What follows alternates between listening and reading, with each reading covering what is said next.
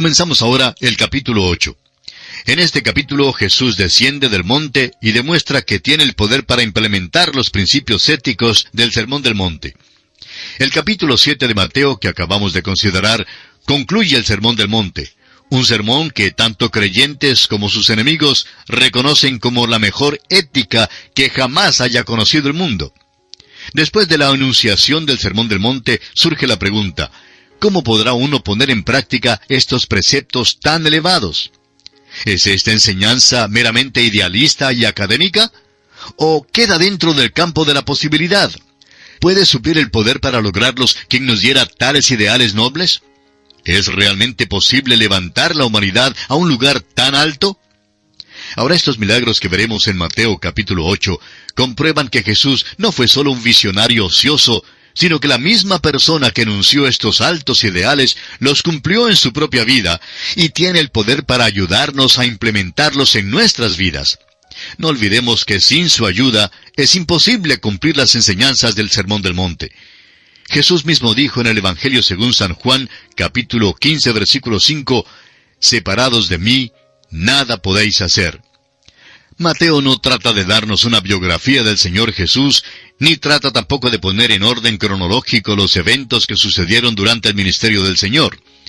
El propósito principal de Mateo, capítulos 8 y 9, es el de presentar al Rey y 12 de sus milagros para demostrar que el Señor Jesucristo tenía poder en todas las esferas de la naturaleza y en todos los aspectos del desarrollo de la vida. 6 de estos milagros se presentan en Mateo, capítulo 8, y 6 milagros se presentan en Mateo, capítulo 9. A través del Evangelio según San Mateo, notaremos una dinámica, un movimiento que revela las diversas facetas de un rey. El rey fue a un monte, a cuál monte no estamos seguros. Enunció allí su manifiesto y presentó las leyes de su reino. La gran pregunta es, ¿este rey que enuncia principios éticos tan elevados en el monte, puede realmente cumplirlos? ¿Y tiene poder para ayudarnos a nosotros a cumplirlos? Esto es importantísimo. Un joven estudiante de universidad había pasado un año algo arduo. Era bastante popular y esto le llevó a juntarse con un grupo de personas no muy deseables. Por fin, su mucho beber le obligó a dejar el ministerio más tarde. Pero en la graduación, el orador les llevó hasta las nubes, diciéndoles todo lo que debían hacer y lograr. Más tarde, en el dormitorio, este joven se desplomó en su cama algo desanimado y dijo: «Mira, no me hace falta que alguien me diga lo que debo hacer. Lo que me falta es alguien que me diga cómo hacerlo». Y esto es lo que nos falta a todos nosotros, ¿verdad? Cristo no solo nos dice aquello que debemos hacer, sino que también nos dice cómo hacerlo. Es más, nos da el poder para hacerlo. Veamos ahora los milagros que aparecen en este capítulo 8 de Mateo. En primer lugar, la sanidad de un leproso. Luego, la sanidad del siervo del centurión. En tercer y cuarto lugar, la sanidad de la suegra del apóstol Pedro y de otros. En quinto lugar, Jesús calma la tempestad en el mar de Galilea. Y en sexto lugar, echa fuera los demonios de los Gadarenos. Leamos ahora los versículos 1 y 2 de este capítulo 8 de Mateo. Cuando descendió Jesús del monte, le seguía mucha gente. Notemos que era un gran gentío el que le seguía, no era un pequeño puñado. Veamos ahora el versículo 2. Y he aquí vino un leproso y se postró ante él, diciendo: «Señor, si quieres, puedes limpiarme». Note usted que Jesús bajó de los altos a la profundidad. La lepra, un tipo de pecado en la Biblia, era la enfermedad más aborrecible de todas. A un leproso lo consideraban incurable, y cuando este leproso vino a Jesús, no preguntó: «¿Me harás limpio?», ni «¿Me puedes hacer limpio?». Este leproso tenía fe. Reconoció el señorío de Cristo y sobre aquella base dijo: «Señor, si quieres, puedes limpiarme». Lo que nosotros pedimos no siempre es la voluntad del Señor, amigo oyente, pero si la petición es según su voluntad, Él sí lo hará. De esto tenemos completa certeza. Es muy importante que la voluntad de Dios venga primero. La petición del leproso no se apoya en la habilidad de Jesús. El leproso ya la había aceptado. La petición del leproso se apoya en la buena voluntad de Jesús para ejecutar el milagro. Ahora el versículo 3 dice: Jesús extendió la mano y le tocó, diciendo: quiero, sé limpio. Y al instante su lepra desapareció. Hay algo muy importante en este versículo en lo cual debemos fijarnos. Jesús tocó a este leproso. Si usted y yo le hubiéramos extendido la mano, quizá nos habría contagiado. Pero Jesús no titubeó en tocarlo. Note usted las inferencias aquí. Este hombre pertenecía a los llamados intocables. Sin embargo, Jesús lo toca y le dice, quiero sanarte, sé limpio. Y el hombre es sanado completamente. Este leproso no solamente tenía la enfermedad física de la lepra, sino también los problemas psicológicos que acompañan a esta enfermedad. Es muy posible que pasaran muchos años desde que alguien lo hubiese tocado. No conocemos los antecedentes de este hombre, pero sí podemos imaginarnos que un día se fijara en una erupción en la mano. Es posible que hubiera estado arando y al entrar en su casa mostró su mano a su esposa y ella le aplicó un ungüento. A la mañana siguiente notó que su mano estaba tan roja como lo pudiera estar, pero decidió salir y arar de nuevo. Pasó entonces una semana y su esposa se puso algo ansiosa. Le aconsejó que visitara al sacerdote. Fue al sacerdote quien lo aisló por unos 14 días. Al final de este periodo de tiempo, la enfermedad había avanzado. El sacerdote le informó entonces que tenía la lepra. El hombre preguntó al sacerdote que si podría ir para despedirse de su esposa e hijos. Podemos imaginar al sacerdote diciendo, siento mucho, pero no puedes ir a despedirte de ellos. No puedes abrazar más a tu esposa ni acariciar a tus niños. Cuando te acerques a alguien, debes gritar, ¡inmundo, inmundo! Así es que vio crecer a los niños desde una distancia. Ellos le dejarían la comida en cierto lugar, y al apartarse ellos, él entonces salía para tomarla. No podía tocarlos. Ellos tampoco podían tocarle a él. Pero un buen día vino Jesús y le tocó. Fue el toque más maravilloso que jamás sintiera este hombre. Jesús limpió su lepra y le trajo de nuevo a su familia humana y a la familia de Dios. Note usted que enseguida que su lepra fue curada, Jesús dio a este hombre un mandato. Leamos el versículo 4. Entonces Jesús le dijo, mira, no lo digas a nadie, sino ve, muéstrate al sacerdote y presenta la ofrenda que ordenó Moisés para testimonio a ellos. Ahora, según el relato de San Marcos, este hombre sanado estaba tan lleno de gozo que prácticamente desobedeció a Jesús y salió contando a todos del gran milagro en su vida y acerca de aquel que fue responsable de su curación. Ahora Jesús entra en la ciudad de Capernaum. Leamos los versículos 5 hasta el 10 de Mateo capítulo 8. Entrando Jesús en Capernaum, vino a él un centurión rogándole y diciendo, Señor, mi criado está postrado en casa, paralítico, gravemente atormentado. Y Jesús le dijo, yo iré y le sanaré. Respondió el centurión y dijo, Señor, no soy digno de que entres bajo mi techo. Solamente di la palabra y mi criado sanará. Porque también yo soy hombre bajo autoridad y tengo bajo mis órdenes soldados y digo a este, ve y va. Y al otro, ven y viene. Y a mi siervo, haz esto y lo hace. Al oírlo Jesús se maravilló y dijo a los que le seguían, de cierto os digo que ni aun en Israel he hallado tanta fe. Había muchos soldados romanos en esta ciudad, y un centurión oyó decir que Jesús había venido. Este centurión, pues, era gentil, o sea, alguien que no era judío. Pero al parecer era un hombre de fe. El doctor Lucas nos dice en su Evangelio, capítulo 7, versículo 5, que el centurión amaba a la nación judía y había sido responsable de la construcción de la sinagoga allí en Capernaum. El lugar más probable en que uno pudiera encontrar a Jesús en cualquier ciudad sería la sinagoga, y allí es donde el centurión fue en busca de él. Sin duda, el centurión había oído hablar de la curación del leproso y creyó que el Señor podría sanar a su siervo, quien estaba muy enfermo. El centurión era un hombre de rango y reconocía la autoridad. Llevaba el uniforme romano y bien podía mandar a un soldado, haz esto o ve por allá. Y el soldado tendría que obedecerle. ¿Por qué? Porque este hombre tenía poder y una autoridad tremenda. Miró pues al Señor Jesús y reconoció que él tenía esa clase de poder.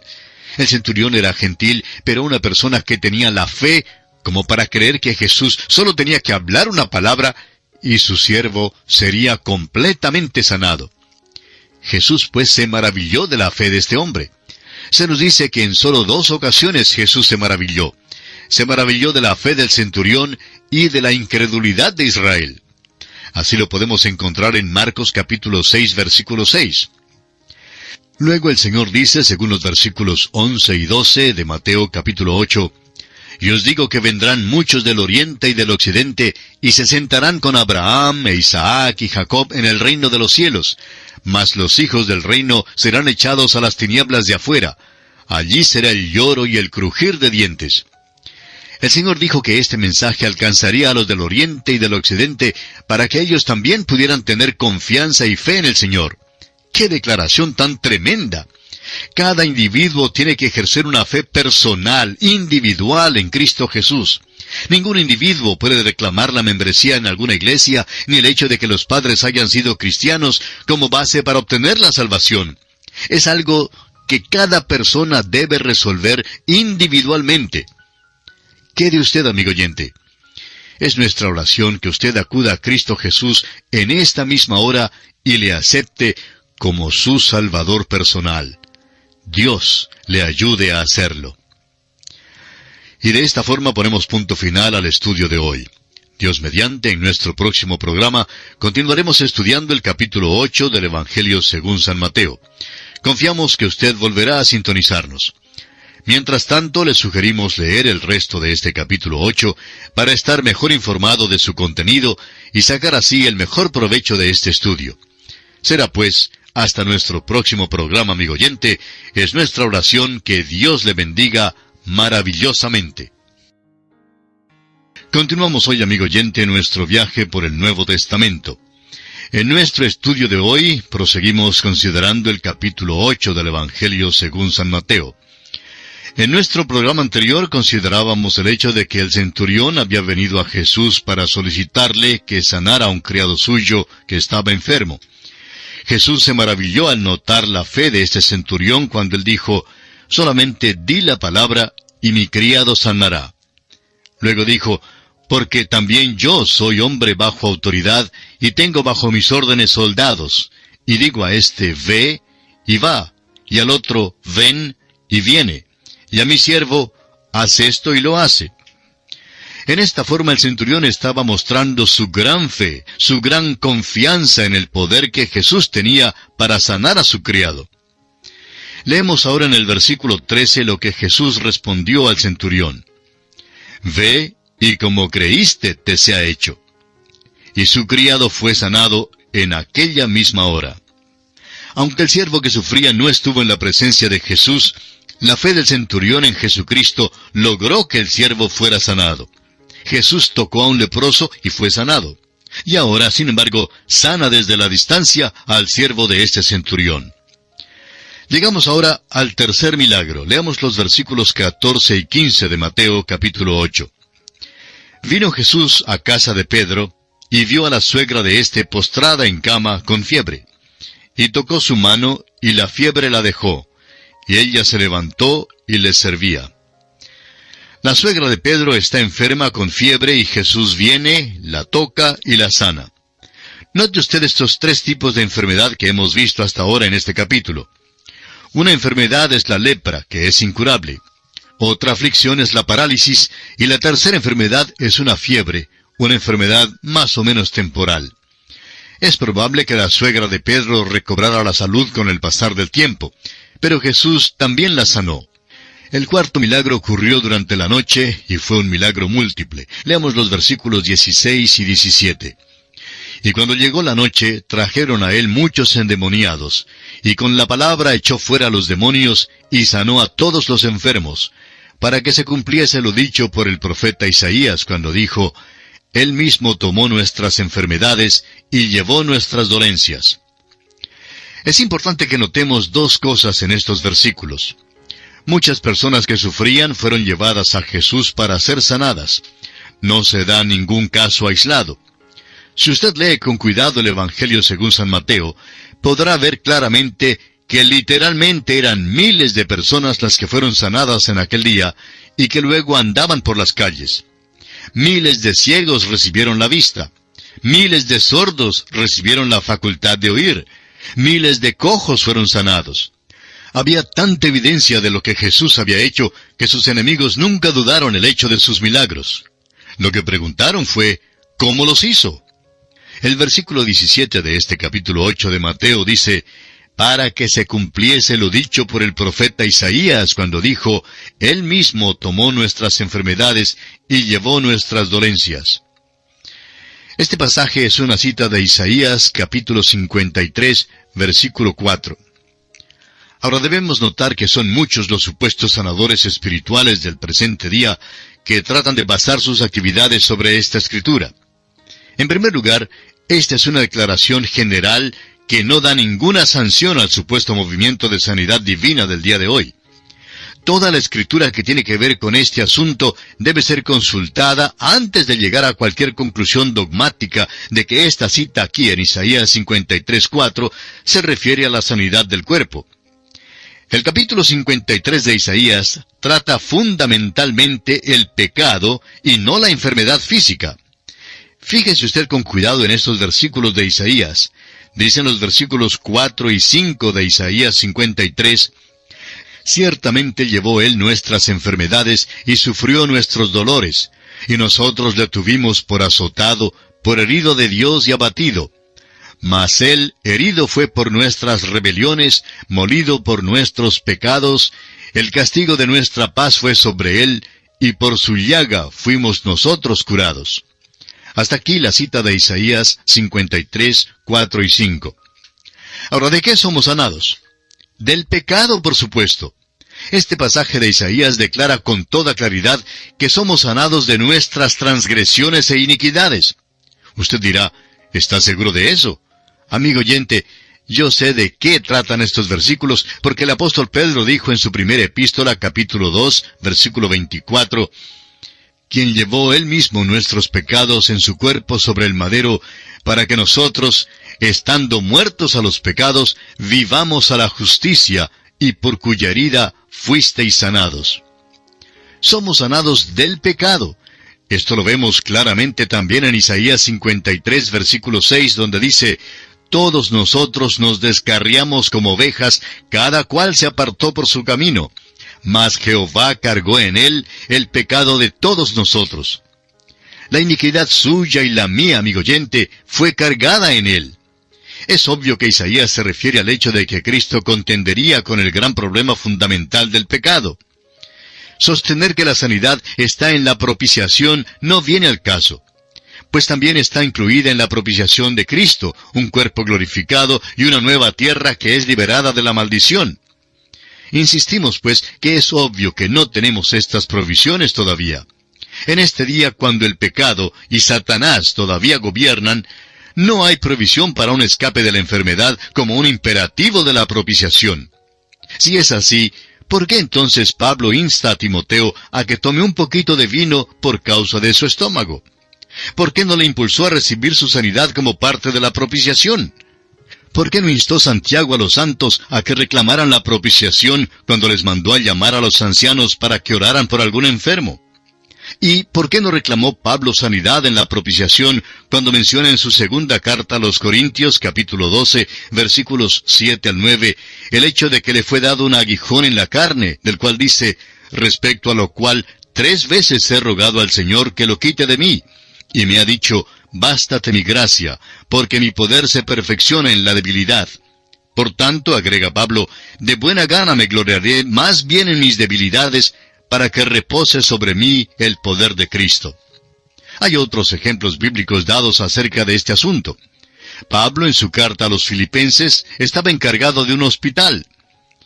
En el capítulo 2 de esa carta, versículos 25 al 27, narra que Epafrodito había estado enfermo, y Pablo no se sirvió de la propiciación para reclamar la sanidad a favor de él. No es siempre la voluntad de Dios sanar. Y por tanto, en vez de ir a un individuo que predique en una carpa o en un estadio, a uno que alega tener el poder de sanar, ¿por qué no ir directamente al gran médico divino, buscando saber de Dios mismo si es, según su voluntad, que sea sanado? Lleve su caso delante de él, amigo oyente, y dígale como el leproso en Mateo 8:2, Señor, si quieres, puedes limpiarme. Y amigo oyente, Dios recibirá la gloria pase lo que pase. Al parecer el apóstol Pablo no sabía nada del culto moderno de buscar la sanidad en la propiciación. Dios sí puede y sí sana en el día de hoy, pero no por medio de aquellos que se autodenominan sanadores de fe. El versículo 18 de este capítulo 8 de San Mateo nos dice: viéndose Jesús rodeado de mucha gente, mandó pasar al otro lado. Note usted las grandes multitudes de personas que le rodeaban. Jesús había sanado literalmente a miles de personas que sufrían, y no solamente aquellos casos individuales que se mencionan en las Escrituras. El apóstol Juan verificó este hecho en su Evangelio cuando escribió en el capítulo 20, versículos 30 y 31, hizo además Jesús muchas otras señales en presencia de sus discípulos, las cuales no están escritas en este libro. Pero éstas se han escrito para que creáis que Jesús es el Cristo, el Hijo de Dios, y para que creyendo tengáis vida en su nombre. Ahora, en el momento que Jesús se preparaba para cruzar al otro lado, un hombre se le acercó. El versículo 19 nos dice: y vino un escriba y le dijo: Maestro, te seguiré a donde quiera que vayas. Este escriba sin duda era todavía joven, porque un hombre mayor no se habría portado de esta manera. Este escriba se encontraba entre el gentío, confrontado con la decisión de seguirle o de no seguir a Jesús. No sabía qué hacer. Luego vio a Jesús preparándose para ir al otro lado. El Señor y sus discípulos caminaban hacia la barca, y el joven tuvo que decidirse pronto. Así pues, salió de entre el gentío, y al parecer se postró delante del Señor, y le dijo, según el versículo 19, Maestro, te seguiré a donde quiera que vayas. El escriba había hecho su decisión, y el Señor lo miró y le dijo franca y sinceramente, según el versículo 20, Las zorras tienen guaridas, y las aves del cielo nidos, mas el Hijo del Hombre no tiene dónde recostar su cabeza. Amigo oyente, esta es una revelación del Señor. El joven dijo a Cristo, te seguiré. El Señor Jesús le responde, ¿jamás has considerado el costo? El Señor estaba revelando su pobreza material mientras estaba aquí en la tierra. Este joven abrió su corazón y el Señor Jesús abrió el suyo y le dijo, «Te costará algo seguirme». Al llegar a una ciudad, no habría reservaciones para ellos en el Hotel Hilton. El hecho es que la pobreza del Señor Jesús es parte de la maldición que Él llevó por nosotros. La pobreza es una maldición, no es una bendición. Este pasaje no nos informa si este escriba siguió o no al Señor, pero nos gusta pensar que sí lo siguió. Leamos ahora el versículo 21 de Mateo capítulo 8. Otro de sus discípulos le dijo, «Señor, permíteme que vaya primero y entierre a mi padre».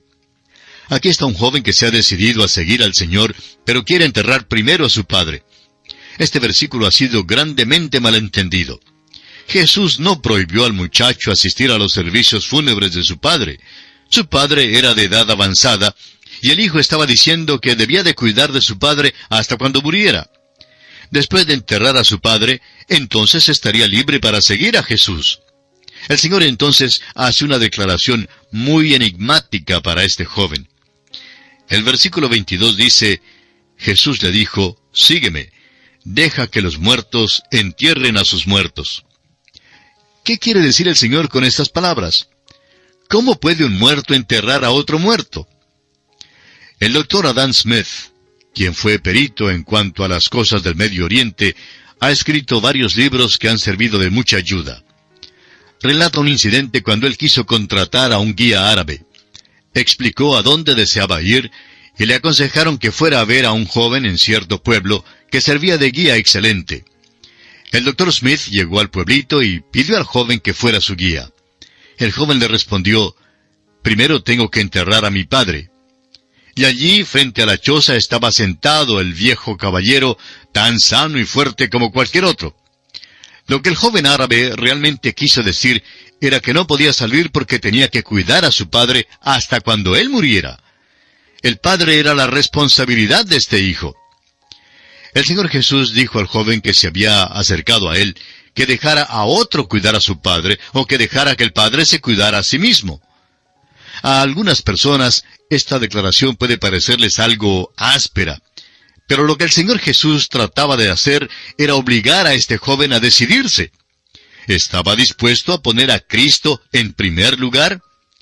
Si este hombre hubiera decidido seguir a Cristo, el Señor entonces, sin duda, le diría que regresara para cuidar a su padre. Hace muchos años hubo una señorita cuyo padre era un hombre ya mayor y algo exigente. Ella llegó a ser misionera, salió a su campo de trabajo e hizo una buena obra. Al regresar a su casa, después de pasar algunos años fuera de ella, encontró que su padre era un inválido absoluto. No había alguien que pudiera cuidarlo, y él la acusó de haberlo abandonado y de no ser cristiana. Este hombre nunca había hecho una decisión de aceptar a Cristo como su Salvador personal. Así que ella decidió quedarse en casa y hacer que los últimos días de la vida de su padre los pasara cómodos y en su compañía. Durante el tiempo que le cuidó, este hombre se conmovió mucho por la demostración de amor de su hija y llegó a aceptar a Cristo como su Salvador personal. Estamos confiados que el Señor estaba guiando a esta señorita en todos estos pasos. Sin embargo, hubo un día más temprano en su vida cuando ella tuvo que decidirse si daba el primer lugar en su vida a Cristo o a su padre. Y escogió en el principio seguir a Cristo. Y creemos que este es el caso también en este pasaje que acabamos de leer. Ahora el versículo 23 de Mateo capítulo 8 nos dice, «Y entrando él en la barca, sus discípulos le siguieron». Hemos llegado ahora al quinto milagro. No tiene nada que ver con la sanidad del cuerpo, sino que es un milagro en la esfera de la naturaleza física. Aquí el poder del Señor Jesús se demuestra y creemos es el mismo poder que tuvo Adán antes de perder su señorío en el huerto de Edén. No olvidemos que Dios le dijo, «Fructificad y multiplicaos, llenad la tierra y sojuzgadla, y señoread en los peces del mar, en las aves de los cielos, y en todas las bestias que se mueven sobre la tierra». Estos versículos nos dicen que Dios dio señorío a Adán, o sea, un reino. Ahora vemos aquel poder manifestado en Jesucristo, el último Adán. Notemos que era una gran tempestad la que se levantó en el mar, pues el versículo 24 de este capítulo 8 de Mateo dice, «Y he aquí que se levantó en el mar una tempestad tan grande que las olas cubrían la barca, pero él dormía». Esta no fue una tempestad corriente. Vimos en el relato de la tentación de Jesús que el diablo se apartó de él por un tiempo. Ahora parece que el diablo ha vuelto. Creemos que esta tempestad era realmente satánica en su origen. Esta era una tempestad de Satanás para destruir al Señor. La barca se cubría de olas. ¿Y dónde estaba el Señor? Pues estaba durmiendo. Esto manifiesta el lado muy humano de Jesús. Estaba tan cansado que podía dormir aún en medio de una tempestad tan violenta. Y el versículo 25 nos dice, «Y vinieron sus discípulos y le despertaron diciendo, Señor, sálvanos que perecemos». El Señor podía dormir en medio de una tempestad. A veces cuando llueve fuertemente nos despertamos y hasta nos ponemos un poco nerviosos. Esta pues fue la experiencia de sus discípulos. Tan poquita fe tenían ellos, y por esa razón acuden asustados donde el Señor y le dicen, «Sálvanos, que perecemos».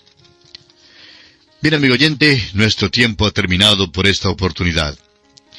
Continuaremos considerando este quinto milagro en nuestro próximo programa. Desde ya nos anticipamos a agradecerle por su fiel sintonía. Como es nuestra costumbre, le animamos a leer los restantes versículos de este capítulo 8 de Mateo, para estar mejor equipado para nuestro próximo estudio. Será pues, hasta nuestro próximo programa, amigo oyente, es nuestra oración que Dios derrame sobre usted sus ricas y abundantes bendiciones. Continuamos hoy nuestro viaje por el Nuevo Testamento. Estamos todavía considerando el capítulo 8 del Evangelio según San Mateo. Vamos a comenzar nuestro programa de hoy con la lectura del versículo 26 del capítulo 8 de este Evangelio. En nuestro programa anterior estábamos hablando del quinto milagro de Jesús. Y dijimos que en este quinto milagro se demuestra el poder del Señor Jesús, que creemos es el mismo poder que tuvo Adán antes de perder su señorío en el huerto de Edén. No olvidemos que Dios le dijo, «Fructificad y multiplicaos, llenad la tierra y sojuzgadla, y señoread en los peces del mar, en las aves de los cielos, y en todas las bestias que se mueven sobre la tierra». Estos versículos nos dicen que Dios dio señorío a Adán, o sea, un reino. Ahora vemos aquel poder manifestado en Jesucristo, el último Adán. Notemos que era una gran tempestad la que se levantó en el mar, pues dice el versículo 24 de Mateo capítulo 8, «Y he aquí que se levantó en el mar una tempestad tan grande que las olas cubrían la barca, pero él dormía». Dijimos también en nuestro programa anterior que esta no fue una tempestad corriente.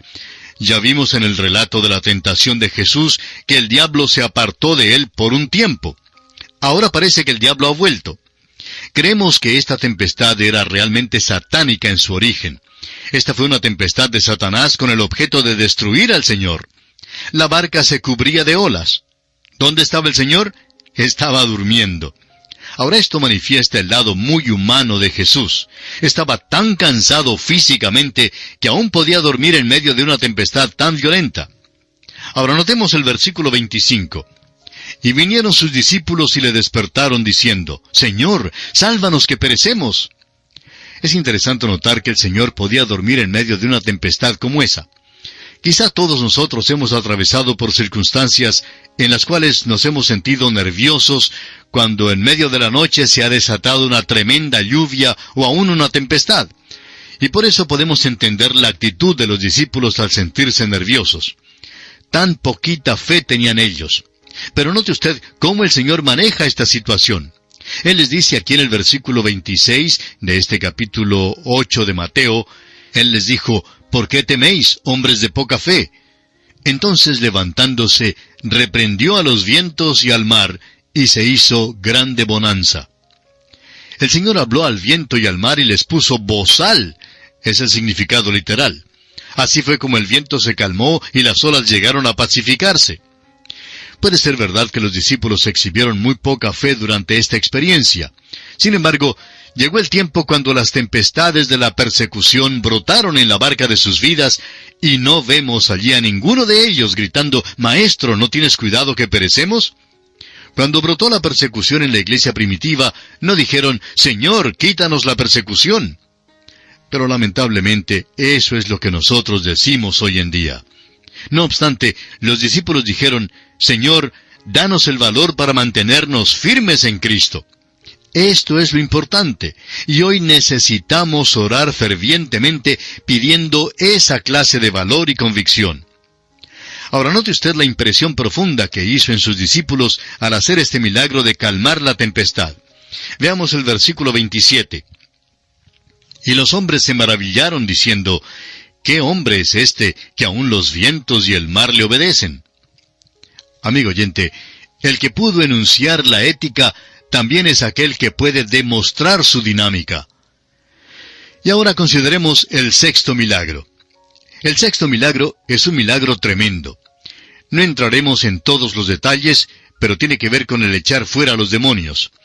El versículo 28 de este capítulo 8 de Mateo nos dice, «Cuando llegó a la otra orilla, a la tierra de los Gadarenos, vinieron a su encuentro 2 endemoniados que salían de los sepulcros, feroces en gran manera, tanto que nadie podía pasar por aquel camino». Aquí Jesús está en Gadara, como se llama esta región aún hoy en día. Las personas que vivían aquí eran de la tribu de Gad. En el Antiguo Testamento, cuando la tierra se dividió entre las tribus de Israel, la tribu de Gad decidió quedarse en el lado del río Jordán que no le convenía. Ahora, ¿qué le pasó? Bueno, esta tribu se dedicó al negocio de criar cerdos, que como judíos nunca debieron haberlo hecho.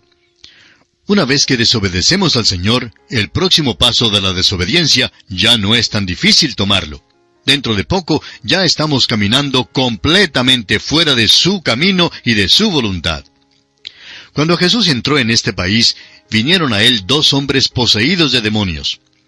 Si fuese posible hacer una comparación en la esfera de lo milagroso, creemos que los milagros que tienen que ver con los demonios serían los más grandes. Por causa de nuestra casi absoluta ignorancia de los demonios, este asunto no nos impresiona como debiera impresionarnos. Estos 2 hombres eran feroces, violentos en gran manera y sumamente peligrosos, tanto que, según el versículo 28, nadie podía pasar por aquel camino. Cuando Jesús se les acercó, el versículo 29 nos dice que ellos clamaron diciendo, «¿Qué tienes con nosotros, Jesús, Hijo de Dios? ¿Has venido acá para atormentarnos antes de tiempo? Este milagro descubre un área tremenda de la cual lamentablemente sabemos muy poco hoy en día. Nos es difícil comprender la importancia de este milagro por causa de nuestra falta de entendimiento de los demonios.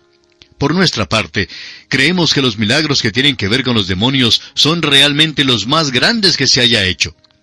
Notemos seguidamente los versículos 30 y 31 de Mateo capítulo 8.